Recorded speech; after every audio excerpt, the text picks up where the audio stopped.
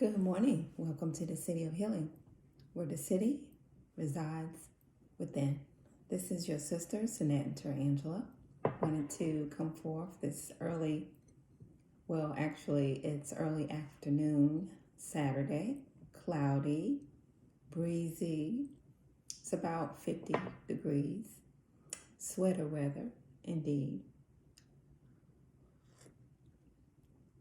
My tea of the day was actually a homemade remedy tea, not necessarily remedy, but I made it myself. It's ginger, cinnamon, and lemon.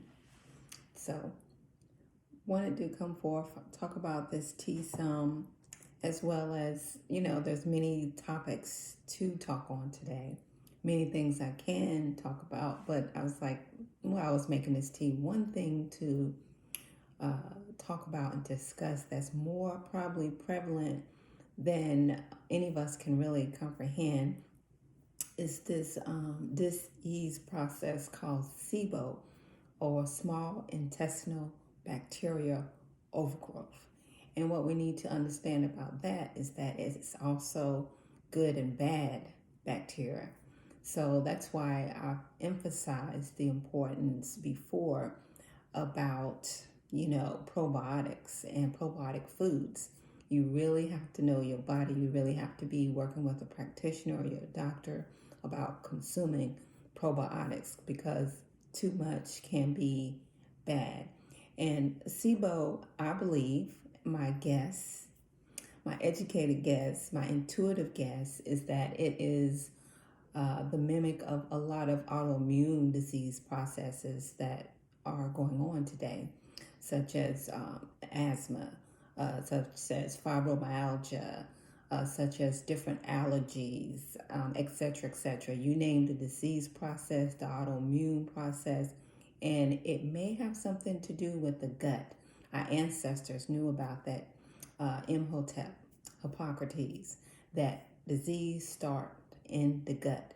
And as I've said probably 100 times before, as a metaphor, our gut is our earth. It nourishes the whole body. It's the soil for the whole body. So that's going to kind of display how our machine operates, as if the metaphor being in the earth, it soils our planet. It tells us how healthy our foods that we are going to nourish our bodies with. Depends on how well we nourish the soil, is how nourishing the food can be for the body.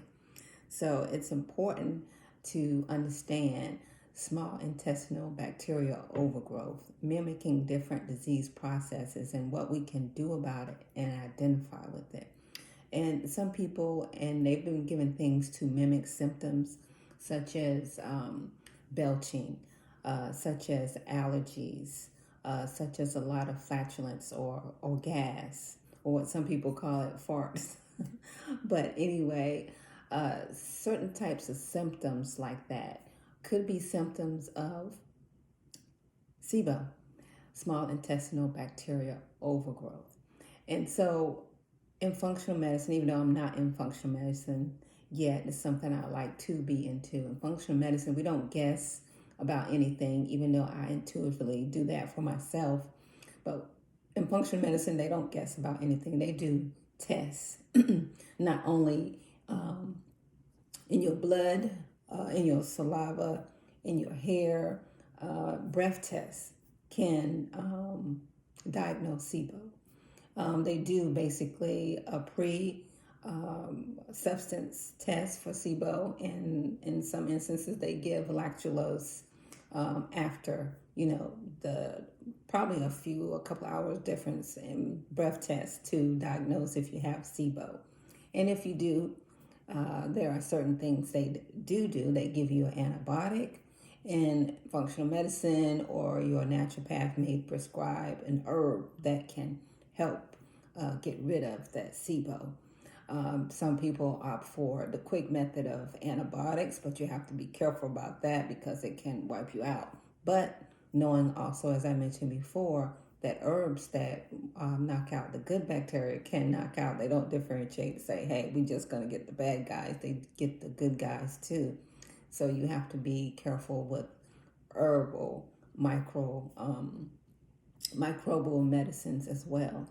So one herbal that I really like is oregano, oil of oregano, or the herb or oregano, which is very, very good. I like to, if I feel that, I have a bacterial overgrowth or something is going on or bloating after brushing my teeth, is not at night, as I mentioned before. At night, make sure you're brushing your teeth. Oral care can be the root cause of a lot of disease too. You want to make sure that you, of course, before you go to bed, brush your mouth and have a good regimen of rinsing your mouth out and gargling before you go to bed. And also another remedy is a couple of drops of oil of oregano under your tongue, and it's kind of peppery and spicy, but it definitely does kill off the extra uh, bacteria in your small intestines. It's not supposed to be there, but sometimes there's an overpopulation because of the foods that we are eating. And some of those foods we already know that feeds these bad bacteria are carbohydrates, starches, sweets, sugars, including fruit, um, uh, and unfortunately onions and peppers, which are prebiotics that feed, or fibers that feed probiotics. You have to be very careful with those as well, unfortunately. So these are some things that you can consider, with certain autoimmune or fatigue syndromes that you may have, that perhaps you have a small intestinal bacterial overgrowth. Don't guess about it. Ask your doctors for tests that I just mentioned for small intestinal bacteria, and see if that is the cause of your disease, and opt out for, whether you want to go the herbal route or an antibiotic to get rid of those extra microbial overgrowth that's going on within your body. And they are very effective. And then afterwards, you want to make sure that you repopulate your gut. Bacteria in multitudes not supposed to be in the small intestines, supposed to be in the lower intestines.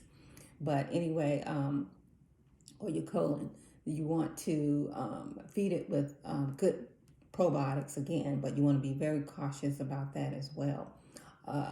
In the future, I can see that probiotics may be prescribed, because a lot of people are not doing it correctly and can cause more harm than good.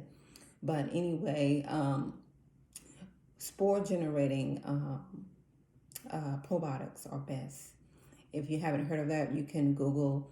I'm not going to mention any names, but you can ask your doctor about soil or spore generating probiotics, which are really, really good. You want to kind of avoid, unless you totally depleted of good bacteria in your gut, of the probiotics that have prebiotics in them, because they can also feed the bad bacteria. It's kind of hard to say, but when you have this breath test, it can detect which type of bacteria that you have living in your space that are unwelcome. So you can detect which ones, and they can treat them accordingly. So we discussed a little bit about what SIBO, or small intestinal bacterial overgrowth, is, how to avoid it, the foods you can eat. A lot of it can also be in relationship to poor mobility or motility of your gut to move. And one of those good factors that help motility of your gut is ginger. So eating or drinking ginger before a meal can be really good, because it increases motility of your gut to help flush or move those bacteria through your digestive system. So that's another thing to consider as well. So hopefully this was something helpful to consider if you're suffering from fatigue, autoimmune disease, not feeling well, bloating, a lot of gassy feeling, a lot of intolerance from foods. Perhaps you have a small intestinal bacterial overgrowth. Check with your doctor. Maybe you'll get an antibiotic maybe you'll opt out or ask them about oil of oregano.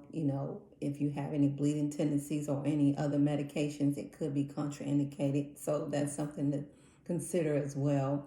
But you want to get a handle of this before it gets really, really bad. And one thing I like to tell people is that even though it's good to go off of intuition or how you feel, it can be detrimental to your health if you're over consuming certain supplements as well. You want to get tested. You want to make sure that you are supplementing yourself correctly and not under or over supplementing yourself, because those type of things can cause other problems as well. So anyway, this is something to think about, something to further explore. Anyway, that's it for now. Thanks for visiting the city where the city truly resides within. Take care.